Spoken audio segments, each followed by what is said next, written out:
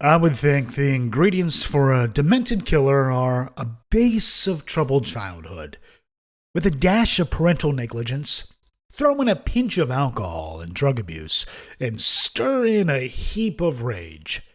Let it simmer, and when done, you get Joseph Metheny.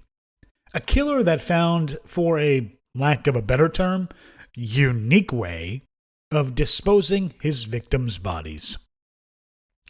Joe Metheny had always been rough. He endured a childhood of neglect with absent parents. His father was an alcoholic that was killed in a car accident when Joe was only 6 years old. His mother, trying to support a family of 6 children by herself, obviously wasn't able to fully care for her children while working double shifts. Not many other details are known about his younger years.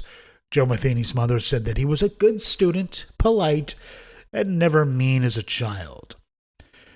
When Joe turned 19, he joined the U.S. Army. His mother said that he served in Germany, but Joseph claims that he served a tour in Vietnam, and that's where he became addicted to heroin. However, the United States' involvement in Vietnam had ended by the time that he joined, so that was clearly a lie. Then we fast forward to 1994. Joe Metheny was living with his girlfriend and their 6-year-old son in South Baltimore. As a truck driver, he was on the road for long stints at a time. And one day, he came home to find his girlfriend gone, along with their child. This would be the event that sparked the 6'1", 450-pound man who had issues of rage to cross a disturbing line of behavior that would completely take over his life. He spent days looking for them, checking halfway houses, and even under a specific bridge where he knew his girlfriend would buy and do drugs. Now, under the bridge, he didn't find his girlfriend, but he did stumble upon 2 homeless men whom he believed knew her. When the 2 men offered no help or knowledge of his girlfriend, he flew into a rage and killed them both with an axe that he'd brought along. Immediately after hacking the men to death, he noticed a fisherman nearby who could have seen what he'd done, so just in case he did see the crime, he killed him too. As soon as he realized what he'd done, Joseph panicked and tossed the bodies into the river to hide the evidence. Police eventually arrested Metheny for the murders of the 2 men under the bridge, and he did spend about 1.5 years in the county jail awaiting trial. While being questioned on those murders, he told police that he killed 3 other people that same day. Now, it's not clear as to if the police dismissed that confession or if there just wasn't any evidence to hold him for those murders, but nothing was ever done about it. And believe it or not, he was acquitted of charges for the death of the homeless men due to a lack of evidence. Now, shortly after his release from jail, Metheny would later claim that he had murdered a sex worker by the name of Kathy Ann Magaziner a year earlier. He claimed that he first buried her body in a shallow grave at the factory where he worked. He then returned to the body 6 months later, took the head, put it in a box, and then threw it in the trash. In 1996, Joe Metheny killed Kimberly Lynn Spicer by driving a knife through her chest. But you know what? I'm going to get back to her death shortly, since it's essential to the story. Less than a month after killing Kimberly Lynn Spicer, he was sharing drugs in his trailer with a woman named Rita Kemper. When Kemper refused to have sex with him and attempted to flee from the trailer, Metheny chased her, beat her, dragged her back into the trailer, and attempted to assault her. Kemper also alleged that he tried to kill her and even screamed, "I'm going to kill you and bury you in the woods with the other girls." Now we go back to Kimberly Lynn Spicer, the victim who would eventually get him caught. After Joseph killed her, he dumped her body at the factory where he worked. But fearing that someone would discover it, he asked one of his co-workers to help him bury it.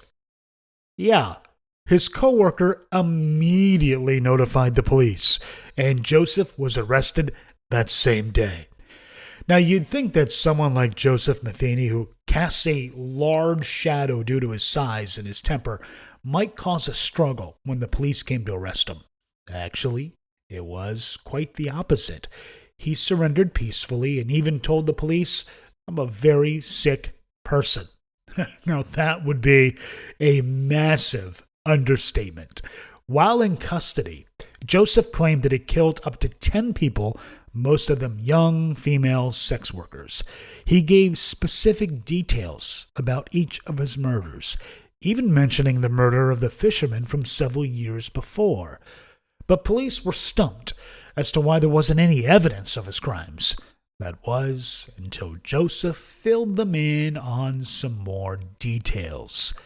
Joseph would bring the bodies to his home, and there, in the comfort of his house, he dismembered them, stored the body parts in Tupperware containers in his freezer, and what didn't fit in the freezer, he would bury the remains in a truck lot owned by the company he worked for.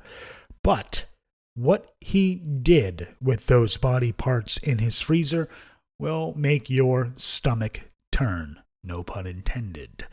He would mix his victim's flesh with beef and pork, forming it into neat little hamburger patties. Then he would sell the hamburgers and slabs of meat out of a small barbecue stand that he opened up on the side of the road. That means his customers unknowingly became hiding spots for his crimes. Whenever he needed more meat for a special recipe, Metheny would simply go out and find another sex worker or homeless person. He even told police that he never had complaints on the burgers tasting funny, and his customers never noticed the unique meat blend. He would go on to say that the human body tastes very similar to pork. If you mix it together, no one can tell the difference. In other words, it means he also indulged in eating some of his victims. Now, eventually, a jury found him guilty and sentenced Metheny to death. However, a judge overturned this verdict in 2000 and changed it to 2 consecutive life sentences. At his trial, he made a very dark statement. The words, "I'm sorry," will never come out, for they would be a lie. I am more than willing to give up my life for what I have done, to have God judge me and send me to hell for eternity. I just enjoyed it. He doubled down and followed up with, "The only thing I feel bad about in any of this is I didn't get to murder the 2 mother beepers I was really after. And that's my ex-old lady and the bastard she got hooked up with." In 2017, guards found Metheny unresponsive in his cell. They pronounced him dead shortly afterward. One final note from this twisted tale. In an interview, Joseph said something that borders poetic and terrifying. So, the next time you're riding down the road and you happen to see an open pit beef stand that you've never seen before, make sure you think about this story before you take a bite out of that sandwich. That's what he told reporters. And that's the story of Joe Metheny, the Butcher of Baltimore. Thank you for listening to Tales of the Twisted.